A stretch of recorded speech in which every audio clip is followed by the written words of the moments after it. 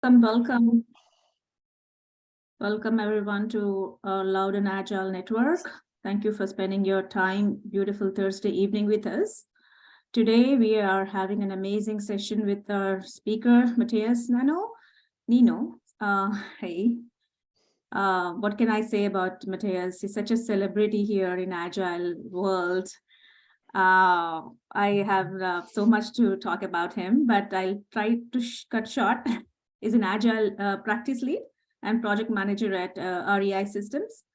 In DC, he supports so many US federal government projects, and with over 20 years of experience in government software development teams. Matias is a very active participant in global Agile community, a facilitator, writer for Business Agility Institute, an organizer of Agile professional meetups in DC. You will see Matias volunteering all the time, helping out Agile community all the time, and supporter of Agile Alliance Emerging Economies Initiative. He has spoken at various events, including the Business Agility Conference and 2019 ACIS Agile Working Day in Colombia.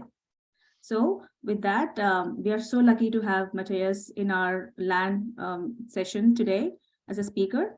So can't wait to hear more about today's session on how to get the high performing team and get all the insights from Matias today. So thank you so much. And it goes to you, Matias. It's all yours. Thank you so much, Lakshmi. Hi, Landers. Good to be your speaker for one time. That's great to thank you so much for inviting me and letting me talk about something that's passionate to me.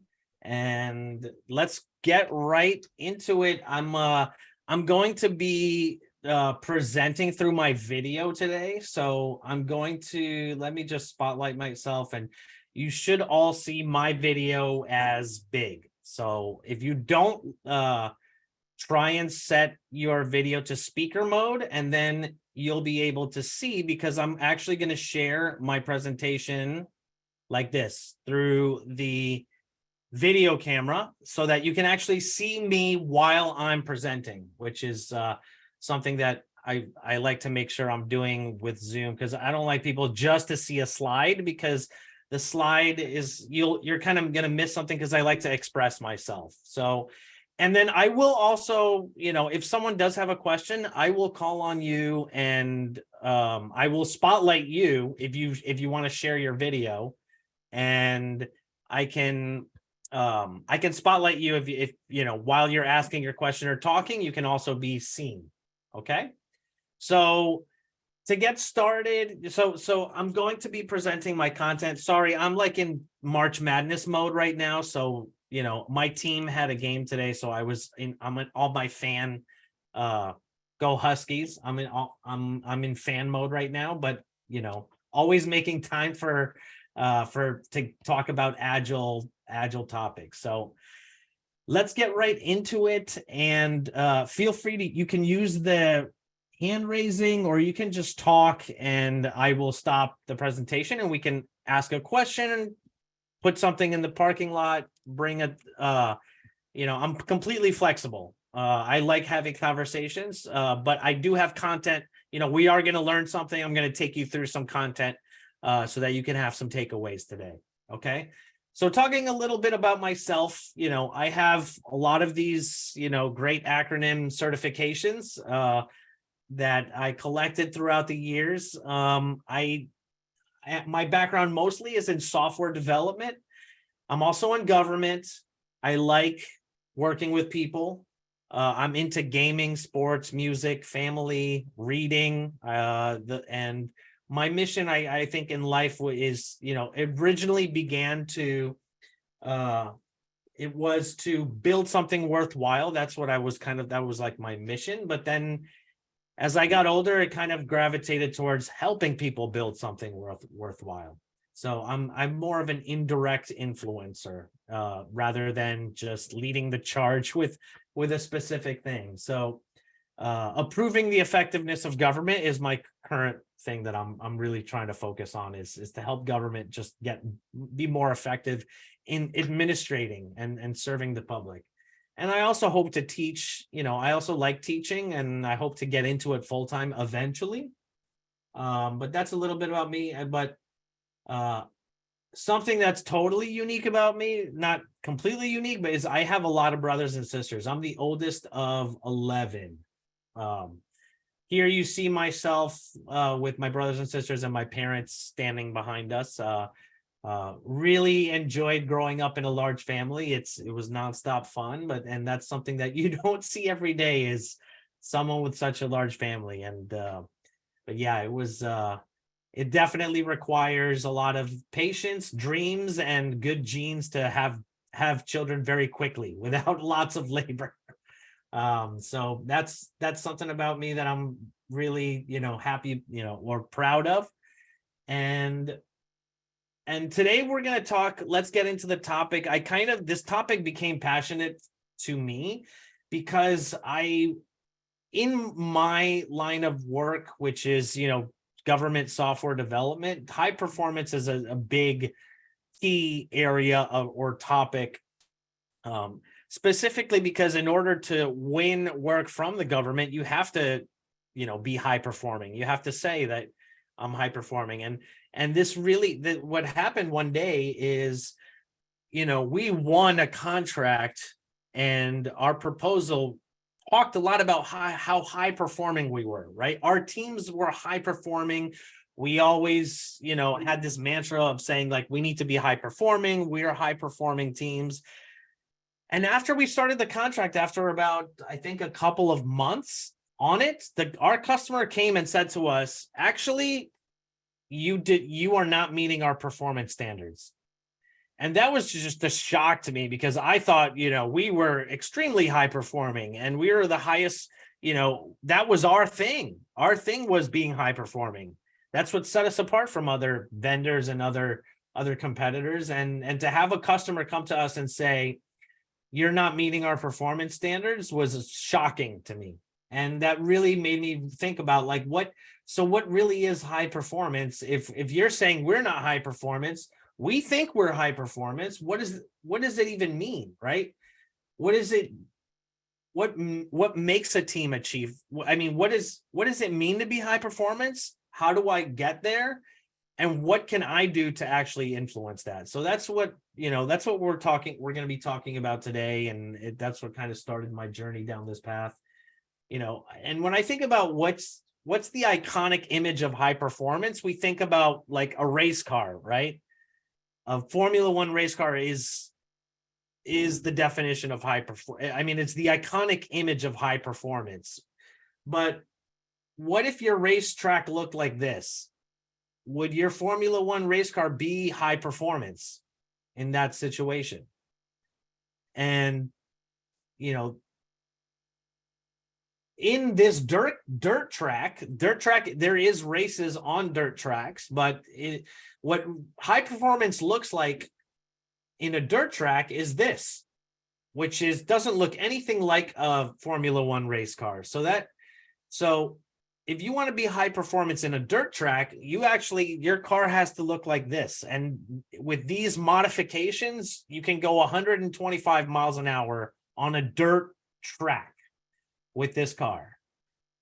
So high performance looks different in different places where you need performance.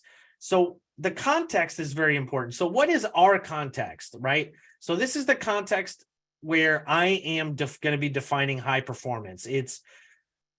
We are in a VUCA world, a world that is permeated by volatility, uncertainty, change, ambiguity. This is Loudoun County.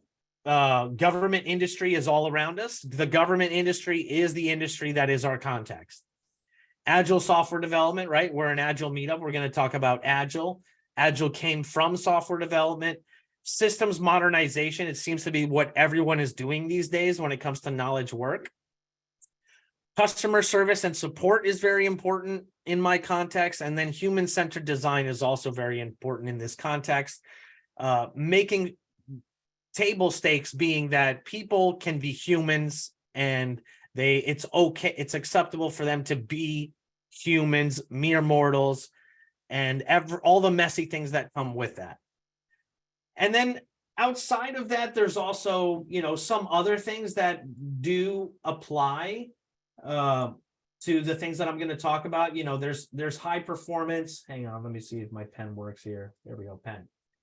There's high performance for domestic life, military, the board of directors, there's sports, medicine, machines. Those things are more outside of our context, but still kind of related. Okay. So nothing I'm going to be saying is original. I take all my knowledge and content from other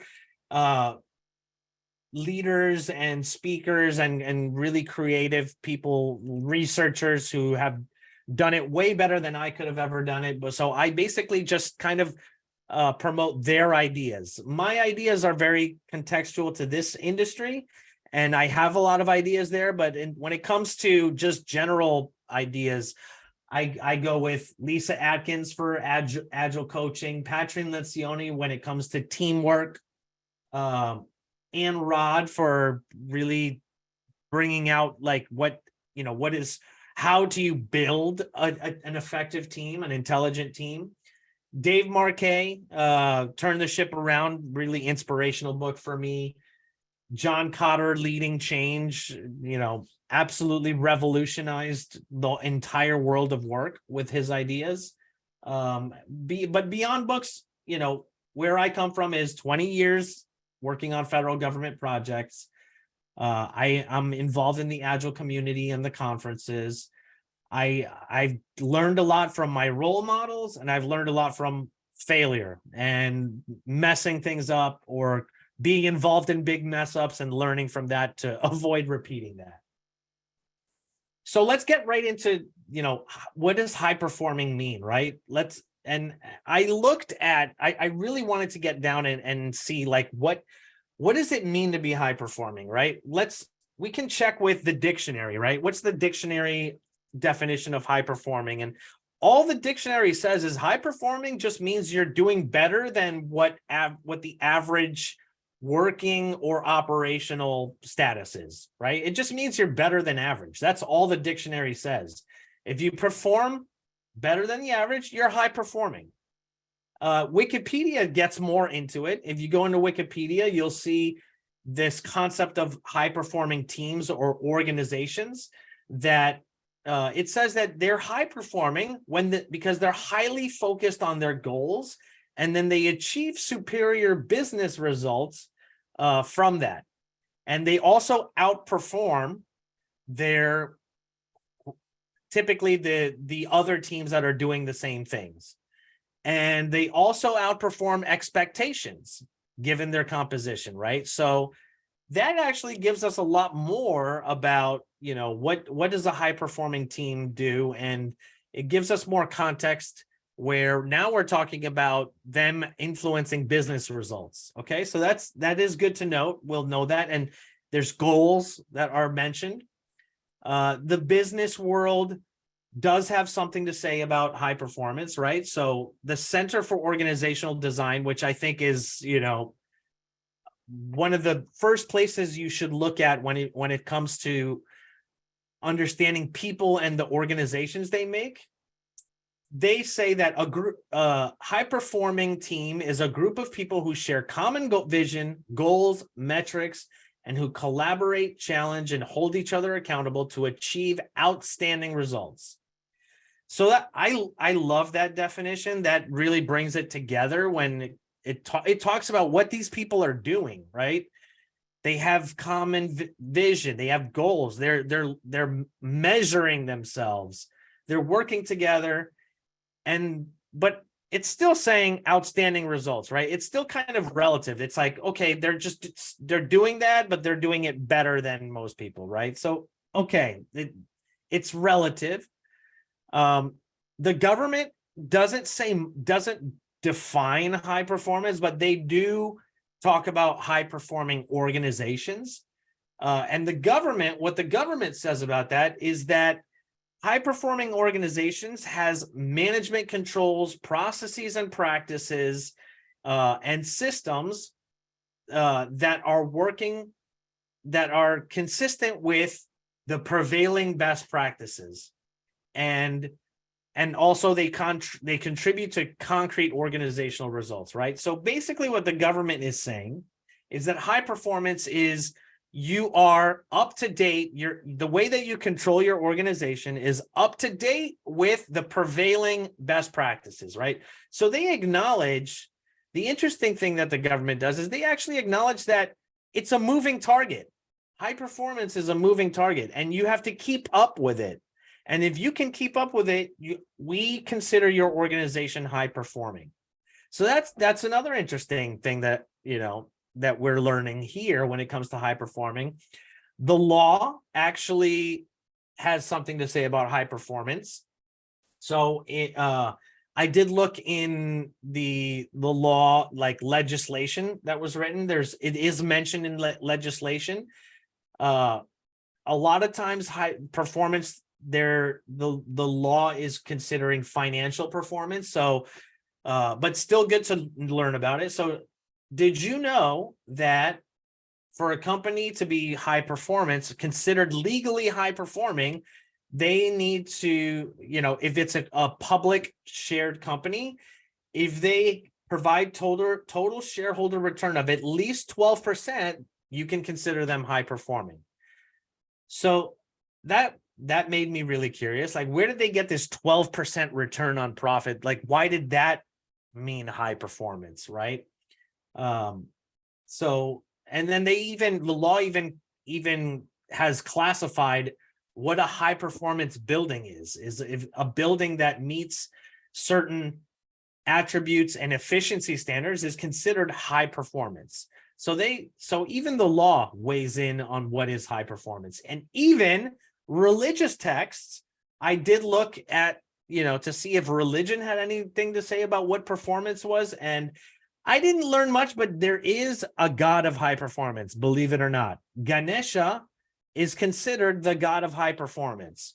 So even religion has something to say about high performance.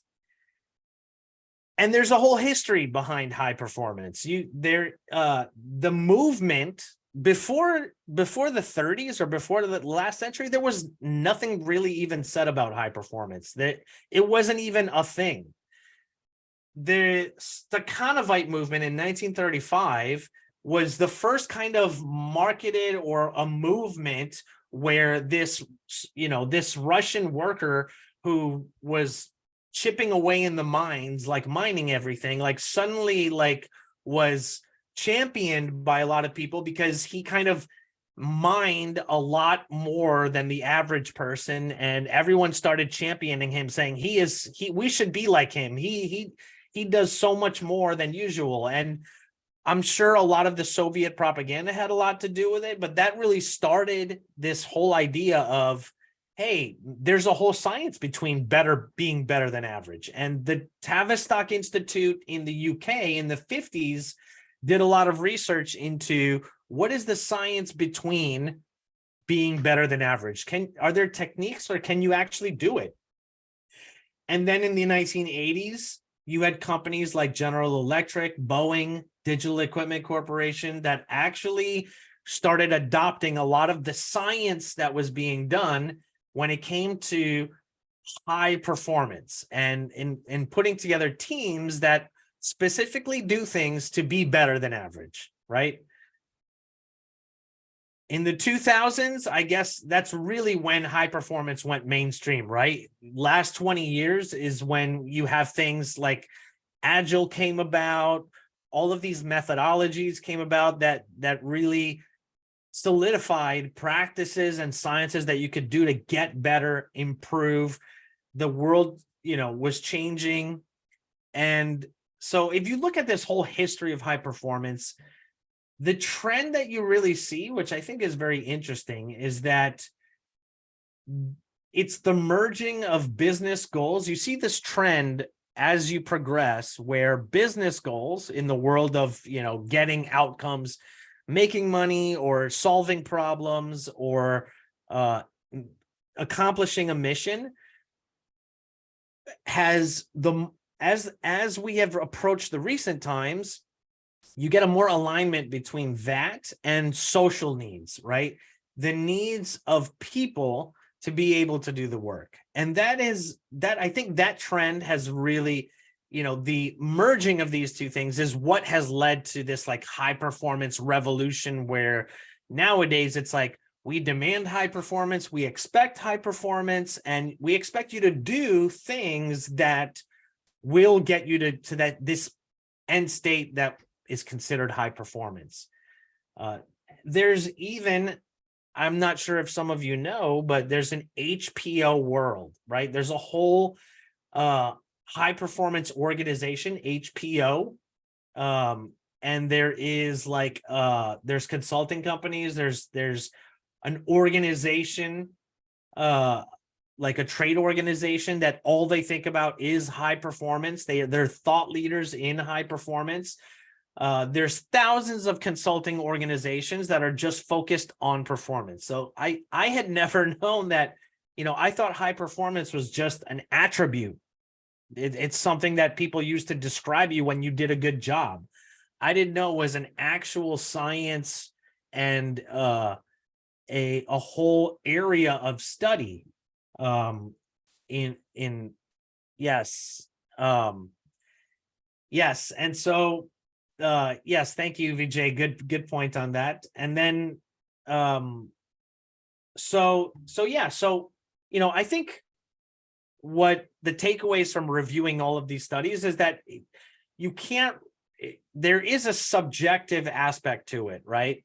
And there is moving targets. So you can't, if you're high performing today, it doesn't mean you'll be high performing tomorrow. It is a moving target, and there is a subjective nature to it.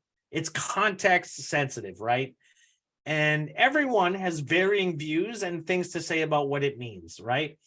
So, but let's bring it back to our context, right? Our context of government contracts, software development, systems modernization, VUCA world, knowledge work. Things are changing. We're humans. We're trying to work together. And I think probably in our context, John Cotter has really defined what a high-performing team is better than anyone, okay? This is probably, it's my opinion, but if you look at anyone in our context, in our industry, this is the de facto standard for what a high-performing team is, right? It's a team who they're built on mutual trust. They respect and they have respect, and they possess the following characteristics: shared vision and goals, shared leadership and accountability, a habit of continuous learning and development, a focus on their customer, and the capability to gather and use feedback and data for whatever they're trying to accomplish, right? These 5 things, if you can master these 5 things and apply them to your teams, guaranteed you will be high performing, and everyone in this general context will see you and will consider you high performing. And when I looked at these things, I kind of realized, like, yeah, we had some good software developers that had some very advanced coding abilities. They had a lot of talent. But when I looked at these, and then I looked at what the customer told us that we were not meeting their standards, I realized, like, yes, actually, there's some areas here that we aren't doing very well, right? We might code really well, but we didn't have a big customer focus, or we weren't really gathering feedback, right? We weren't really using that. Yes, we had just joined that contract, so we were still learning, but we had a long ways to go. And I once I realized that, I agreed with our customer. I said, you're totally right. We are not high performing. In this context, in this contract that we have, we're not high performing. Even though we claimed we were, I think the reality is that we still had a long ways to go to achieve all of those things, right? So I think what we can do for the next 20 minutes or so is we can dive deep into what these characteristics are and how can we apply these with our teams, right? You are all involved in our local industry, I would imagine, or you have an industry or your own context. So I'm interested to hear how you guys think that we can apply these things, because context, we have general context, but to be truly high performing, it really is about your own dirt track. What does your dirt track look like, and how do you have to change to be high performing on that specific dirt track, right? So let's dive into them and see, right? So Cotter says the required foundations are mutual trust and respect. Okay. And then the culture of your organization has a lot to do with it, right? If you have a culture that's very positive, that respects people sharing their opinions, that is founded on mutual trust, respect, then you have the bedrock, right? If you don't have that, then good luck in creating, shared vision and goals. Good luck in creating shared accountability. Like, that's not going to happen, right? So you need this bedrock of mutual trust and respect, and you need a culture that supports this, right? So if in your organizations, if you don't see these and you want to be high performing, you're going to have a very difficult time. So make sure you have these foundations first. What I've noticed in my experience is that diverse organizations have built-in mutual trust and respect. When you have a very diverse set, you have lots of mix between genders, men, women, cultures, different backgrounds, different countries, internationals. When you have lots of diversity there, you have a lot of, it's almost like people need to have that, use that respect muscle, because they are constantly dealing with other perspectives, other backgrounds, other ways of thinking. And so they have to have respect for that, because otherwise, it's like, why are you thinking that way? That's not how I think. And so diverse organizations, I think, come built in with respect and trust. So number one, find an organization that has this foundation, set up.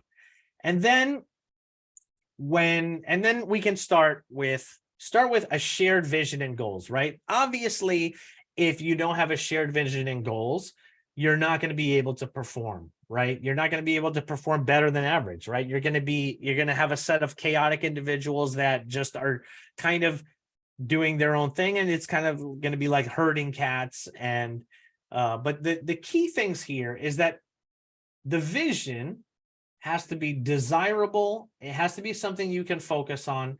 It has to be achievable, right? It can't be something that is so far away that there's no hope that you can ever achieve it, right? And it also has to be supported. It has to be something that you have support for it.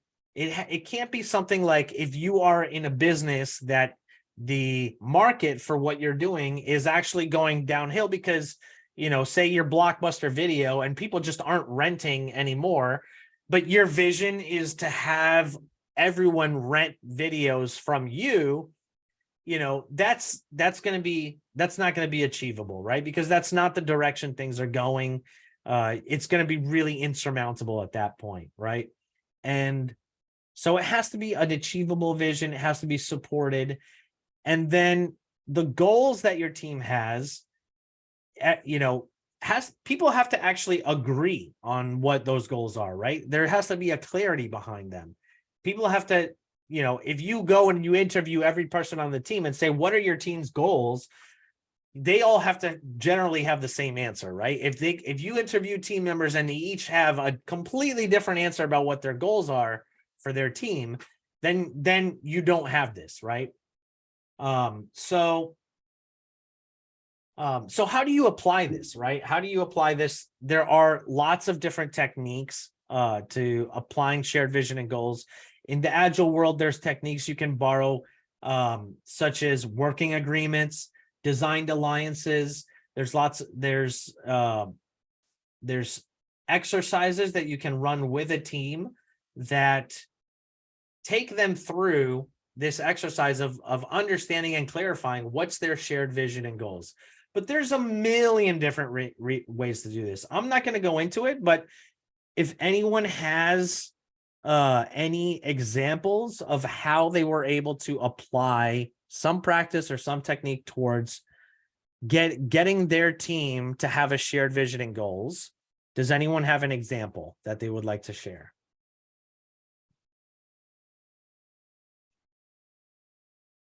I always like taking input from people here, because someone will always have some interesting way that they did things to achieve a shared vision and goal. Like they gamified something, like they turned their team's goals into like a game that they could all play together. But there's lots of ways to do this. I mean, even just asking the CEO to come to your team meeting and just talk about the vision and goals, like, has a huge impact, right? It actually brings the team together around something. I have a question. I have a story. Yes. So hi everyone, I'm Navila. I'm actually not from London County. 1 second, sorry. Yes. Hi, Navila. My child is. I'll talk in a bit. Sure. Yeah,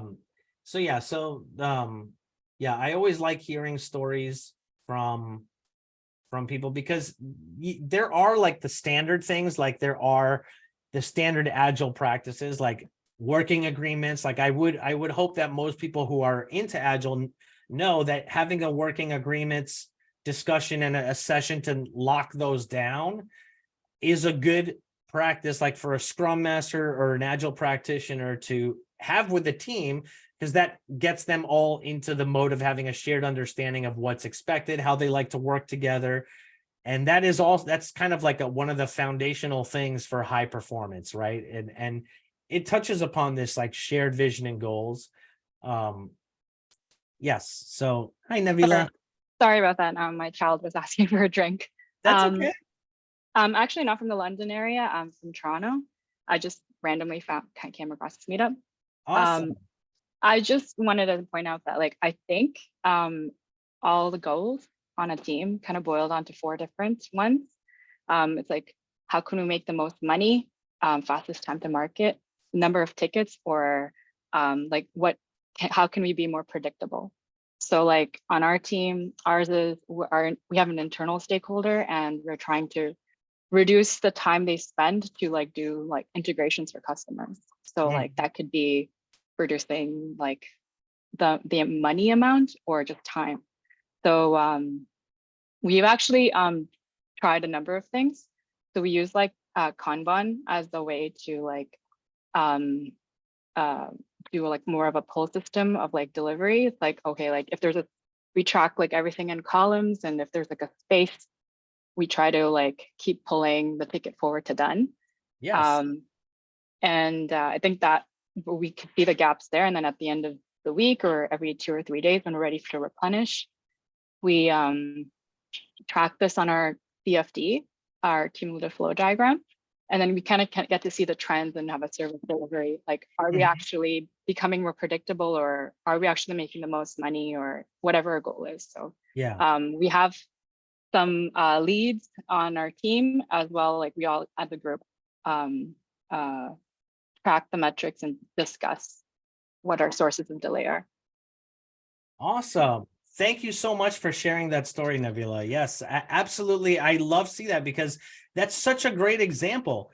They started with their goals, right? To make money, or to have these special throughputs with their product. And once they had that, they could apply all of, they did a Kanban, they visualized their work. They did all these things to help them achieve that, right? And I guarantee you, they're doing that better than a lot of their competitors, because they acknowledge that shared goal. And so that's why, it's great to, that just goes to show that when you have a shared vision and goal, is you all agree, like, this is what we need to accomplish, that's the foundational thing that will help you apply something, some technique or something to help you achieve that, right? So thank you, Nebula, for sharing that. And then I'm also in the chat, Priscilla also shared saying we talk through our goals and do a confidence vote from 1 to 5. So that's always good. That's a great example, Priscilla, of a way to ensure that your goals are feasible, right? So that you have feasible goals, because if they're not, then you're not really going to be high performing, right? You're going to, so being a check on that with the confidence vote is a great technique. And so let's go to the next characteristic of a high performing team: shared leadership and accountability. Okay. So Connor says, or, the way that this works in our context is team members exhibit and develop leadership skills and shared responsibilities, right? So they are, they advocate for each other. They kind of take the lead in certain things. When they believe in something, they speak up. When they believe that something should be done a certain way, they speak up and they make it happen. They influence it. When change happens, which change is going to happen no matter what, someone is actually proactively addressing that, right? They're actually taking steps to say, oh, this has changed, and they're taking action on it. They're not waiting until the change bites them in the rear end, which is how, if you're not high performing, change happens to you.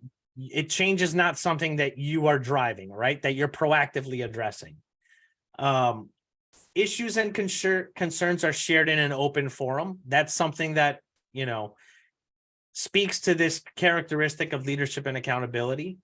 If you are part of a team where people feel like they cannot be honest about issues and concerns that they have, then they're not going to be high performing, right? Or, and then changes in work assignments, priorities, they are supported. This also kind of gets into like the agile world where change is something that is welcome, and it's okay to change and respond because we're responding to the change, right? We're responding to change instead of mindlessly sticking with a plan that is doomed to fail. And so that is absolutely high performing. Team members, and then lastly, team members learn to value each other's talents and how to maximize them.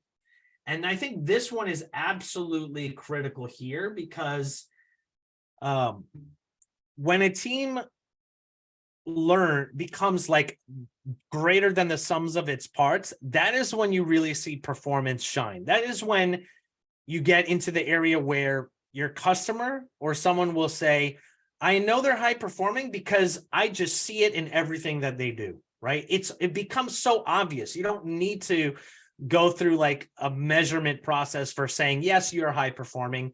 They can just see it in your work product and the quality that they produce, because when the team members get to a point where they know what each other's strengths are, and then they see a problem comes up and they say, okay, this is one of our team members and she's really good at solving this problem. So let's have her take this, and then we'll take these other things. And when they're able to divide and conquer their problems, like in support of each other's strengths, that is when you get this shared leadership and accountability that takes your team to performing at new heights.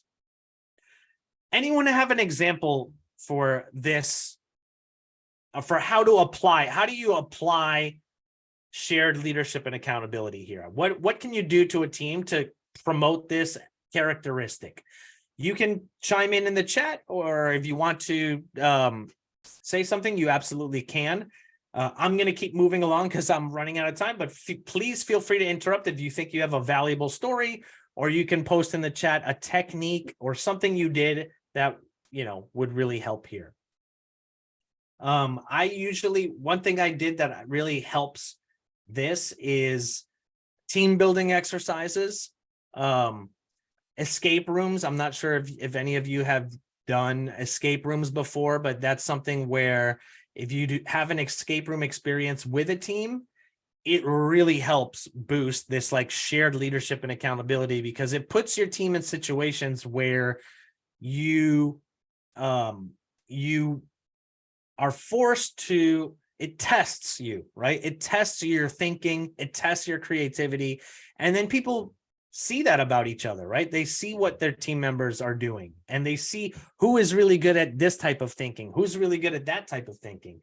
So team building exercises absolutely will build this characteristic for your teams. So that's something you can do to get to high performance. I also see some examples in the chat here, building an environment that promotes trust with the team members, absolutely. Giving them an opportunity to excel, absolutely. Empowering them. Stephen Archer says that they use a dojo challenge as an immersive experience for teams to build leadership skills and accountability. Absolutely awesome example, Steve. That's absolutely gets right to the heart of this thing. Safe space, absolutely. That's definitely involved here. Making sure team members feel valued, radically empower them, like give them responsibility. Don't micromanage them, and they will build this shared accountability, right? They'll take accountability. Yes, I see, people in chat are talking about psychological safety. Absolutely. That's absolutely critical. We'll talk a little bit more about that in a little bit. And so Navila has put a comment, Matias, like, yes, she says, I kind of half agree with let the person who knows most do the work.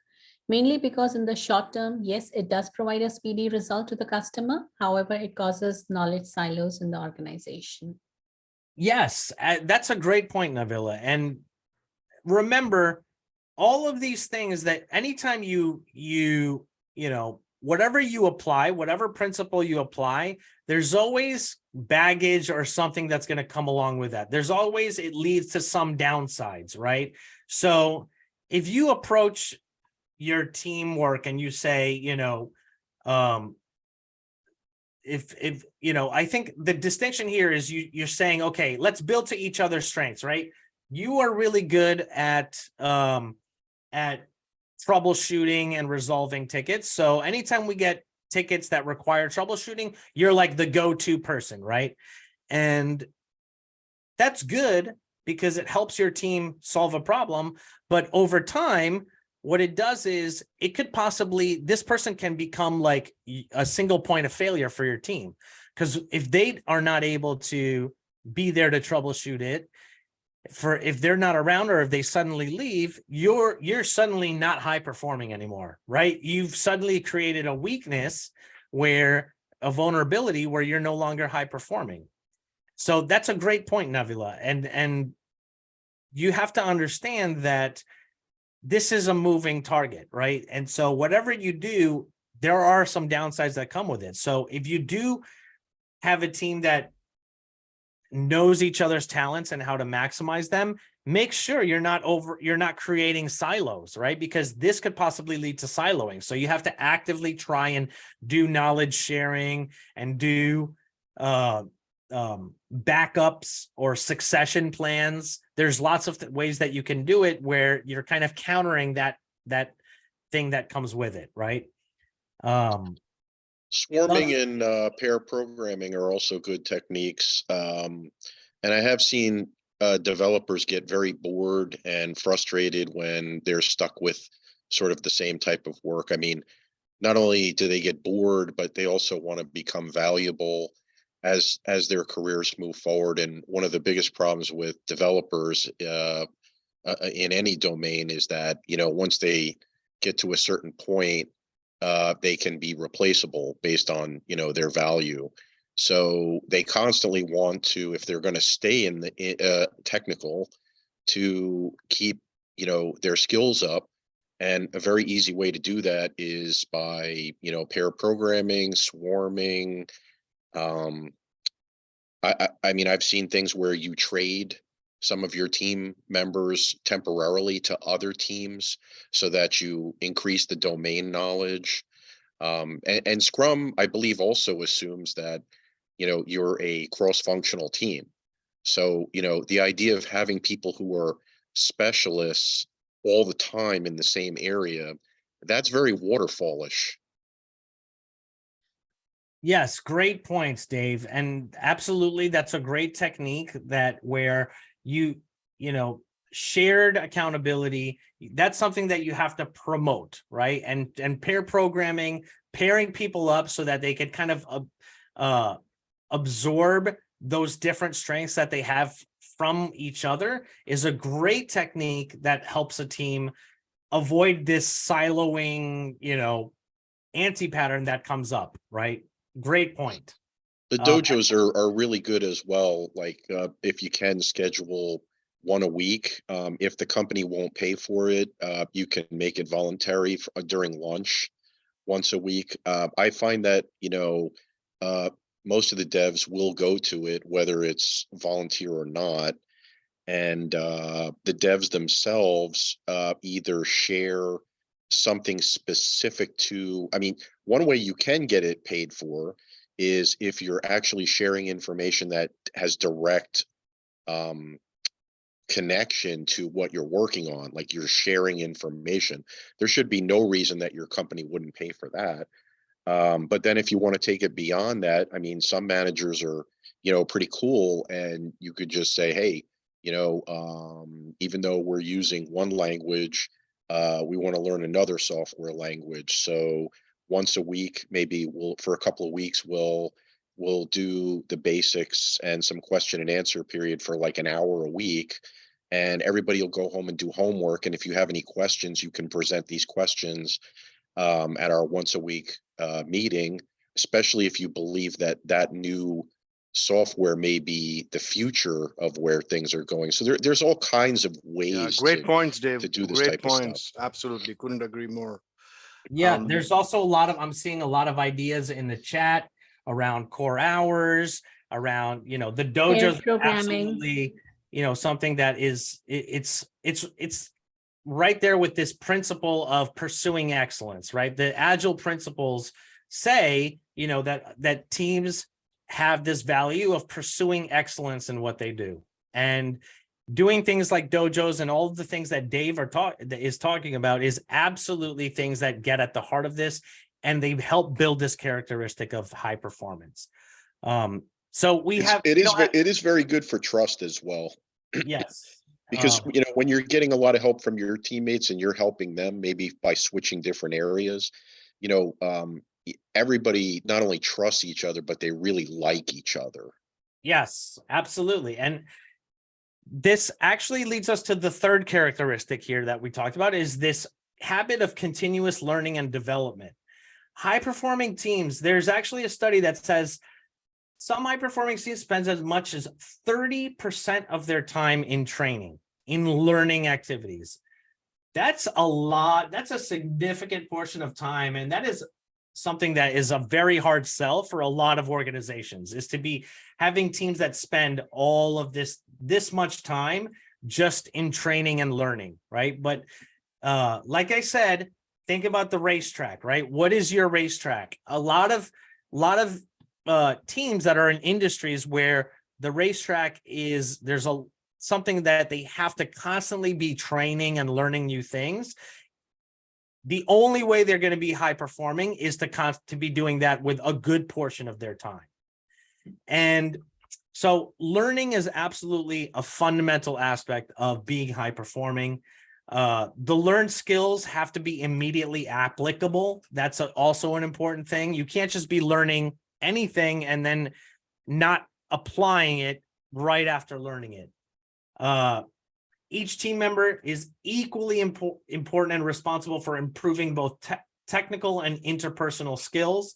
So absolutely, it's something that you can't just have one person that's like the learning guy that's teaching everyone. Everyone has to participate and be responsible for improving that learning, right? So it's when everyone on the team is kind of chiming in and saying, hey, I learned this, or I want to share this that I learned. That's when you're going to get your team this characteristic of having this continuous learning and development. And there's, I think we already touched upon a lot of things that, and from the chat, there's a lot of examples here when it comes to cross-training, team members learning from each other, but also having this continuous learning habit. And that this characteristic is absolutely essential to high performance. There's also customer focus, right? This is an aspect that gets to this subjective part, right? Like you can be high performing, but you could be going really fast nowhere, right? You can be doing really great at you can be really good at something that is actually not doing anyone any good. So a customer focus is absolutely essential because that actually gives your performance its impact, right? And your customer focus is where kind of all of this energy that you're putting into being better, performing well, the impact you're having is what is going to be, it's kind of like the way you fulfill your performance, right? The way your performance has this final impact, right? So obviously there are things to focus on, the requirements, customer satisfaction, doing polls, surveys, constantly getting this feedback from the customer, practicing active listening, especially with the customer, listening to your customer, right? If you're not talking to your customer, if you're not actively listening to what they have to say, you're not going to be customer focused, right? You're going to be focused on your own, whatever you feel like is something that you feel like you should do. But in this changing, volatile world, if you're not aligned to what your customer is, I guarantee you will not be whatever you're doing for your performance is not going to have an impact, right? And it's almost as if you're going to be the same as another team that is not performing at all, but they're also not having an impact, right? So, your customer is what gives you that direction, right? And they can set expectations of performance goals, and informal recommendations from internal and external customers are also very, very important, right? You can't just go to a meeting with your customer and say, okay, tell us what you need, right? A lot of times they can't articulate that. They can't actively just give you the magic answer.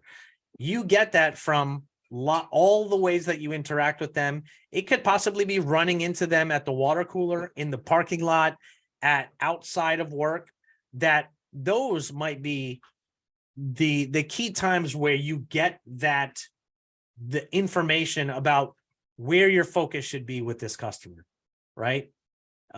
So those are all things that it's a characteristic that you want to build in your teams, to have that focus on the customer, because if they don't, it doesn't matter how well they are at what they do, they're not going to be directing it to have the right impact. And then lastly, the last one, gather and use feedback and data.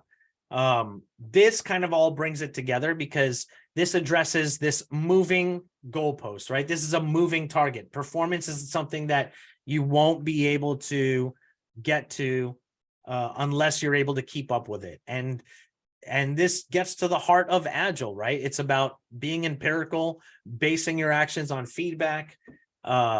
So reviewing performance, being able to measure it, define what you want to measure.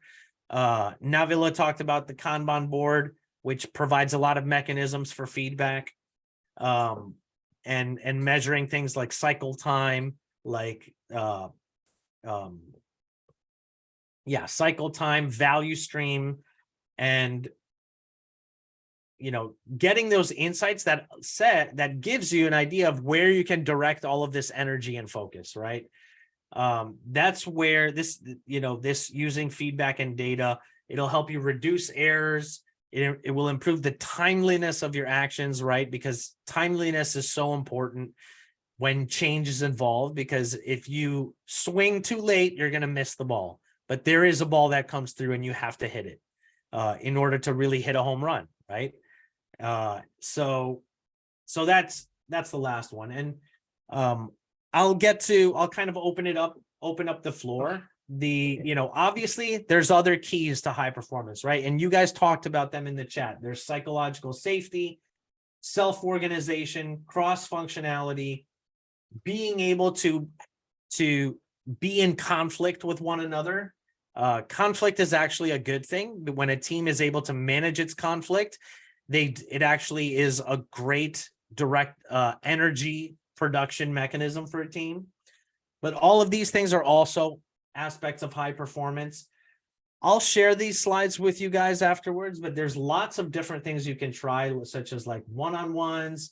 There's ritual activities you can have that boost these characteristics. We talked about working agreements.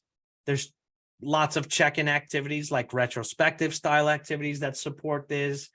And there's also things to avoid, right? Hey, could you Yes. go back to the previous screen showing the characteristics of a high-performing team? I think, yeah, that last one, the last one you had there, gather feedback, and the next one after that.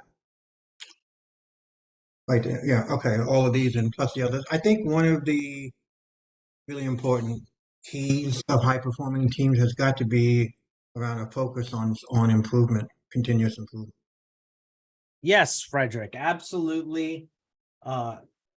Like I said, this is a moving target, right? If you're not improving or you don't have a continuous way to improve, the way you high perform today is not going to work for you tomorrow. So that absolutely is essential towards sustaining high performance, right?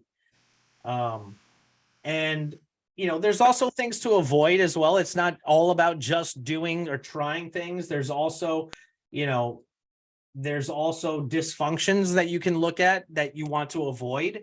There's also, like Navila said, you don't want to get to a point where you're relying on an individual because that individual might leave, or you might be creating silos that way. So there's a lot of ways that you can get into, and there's a lot of depth in the solving this problem of how do you become high performance. And there's lots of reading and studying that you can do. I have some articles here that I'll send along with the slides that really will get you deeper into these. And if you are working in industry where your customers or the people that hire you or pay for your service or product are looking for high performance, if you dive into this material, you will actually, be able to lead a team towards being in this state that is desirable, or you'll be able to kind of borrow from these and use them to, be aligned with the expectations of what high performance is. So that is the content that I wanted to present to you. Are there any questions or thoughts from anyone? So Matias, we'll take a quick moment to close, and then maybe folks who have questions can stay for a few more minutes. Sure. So thank you everyone for joining, and thank you Matias for a wonderful session. It was very insightful because it gave us tools and tips that we can take away and start implementing right from tomorrow. So thanks again, great session. And folks, please remember to sign up for our April session, which is on April 6th, where we'll continue on the same theme, where Dhaval Panchal is going to present about growing teaminess, team self-managing. Again, remember to sign up for April 6th event, which is continuing on the same theme, growing teaminess. With that, I'll hand over floor to Matias, and folks feel free to ask questions. Thank you. Thank you, Anju.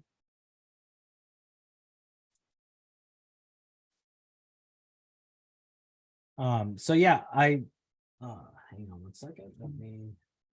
Where's my spotlight here? Aha. So I'm seeing a lot of great comments in the chat. But yeah, does anyone have any specific questions or thoughts or feedback?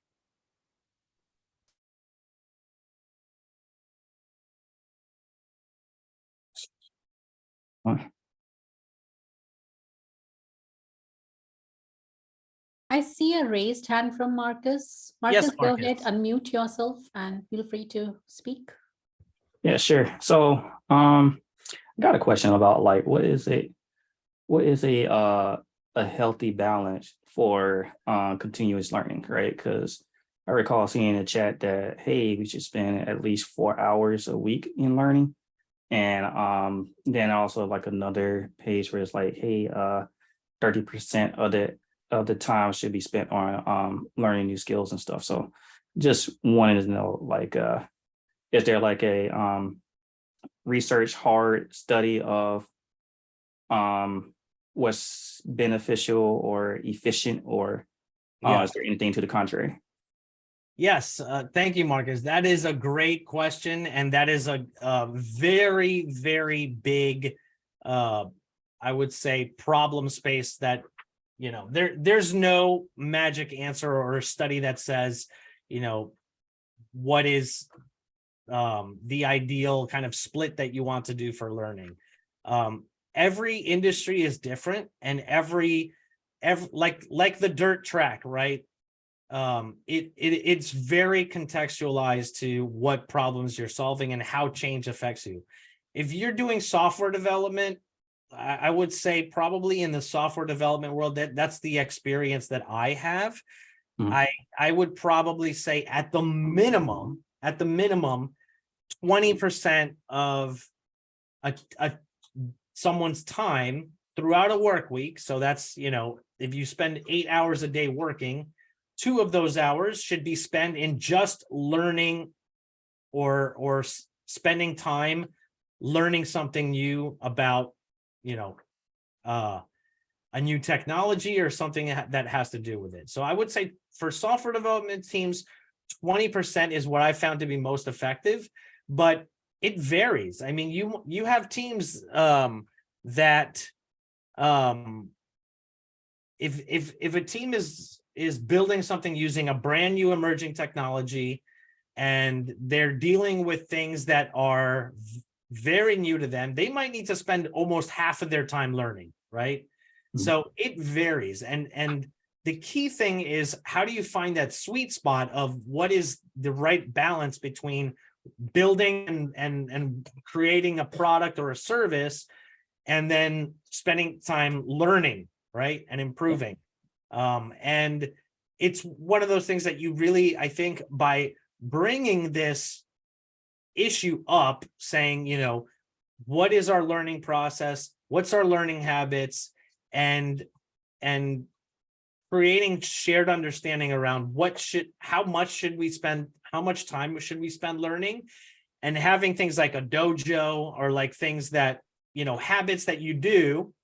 I think when you do that, the team, as the team does those kind of things, you get to some new balance. You get to some, you suddenly realize like, okay, we're spending about this much time per week on these activities. And someone might say, this is not enough time. We need more time for this. And someone might say, you know, we need less, that we're doing this too much. We're getting too sidetracked into this, right? So that's the feedback that you want to get, that you then take action on, and you say, okay, should we spend more or less time on it? So that's my suggestion, is just be very contextual for it, because your number, it's like your learning number is always, it's going to be different from everyone else's, right? Yep. You can go with this in probably the general, start at the 20% and then tailor it from there. All right, thank you. Thank you. Anyone else have questions or comments? Hey, Matias, I had a question. Yes. This is Toby. So what I've seen in my experience is that, you know, if there are a bunch of teams and there's one high performing team, the tendency is to put more on them, and there is a higher likelihood of burnout happening. Is that something that you've seen as well? And how should we try to avoid that. Right. So, I like that. I've always heard this saying that the reward for good work is more work, right? So that's going to happen no matter what. And absolutely, I think one aspect of a high performing team that not a lot of people respect or recognize is the ability to say no, right? The ability to say, we are not able to do this because it's beyond our capacity, right? So having that knowledge and discipline about what is your capacity and what you're able to do, is a characteristic of a high performance. Yeah, absolutely. Yeah. Because and it's and it's also upon us, coaches or scrum masters and others, to protect them so that they don't, Yes, absolutely. Yeah. I've seen I've seen a lot of individuals and teams together get into lots of trouble because they are really good at something, but then they get in way over their heads and they're like, look, we can do everything, we can do anything, but they don't have that discipline of being able to say, yes, we can do that. And that's why I love Scrum. Scrum is really great because Scrum boxes your capacity. Right. And so you deliver at a sustainable pace. And if someone tries to put more on you, put it in the backlog and prioritize it. And the team will get around to it. Right. Yeah, so that's why Scrum is such a great absolutely process. Thank you. Thank you. You answered my question. Thank you. Yeah. I see 2 more questions in the chat. One is from Tammy. I'm an Agile coach who works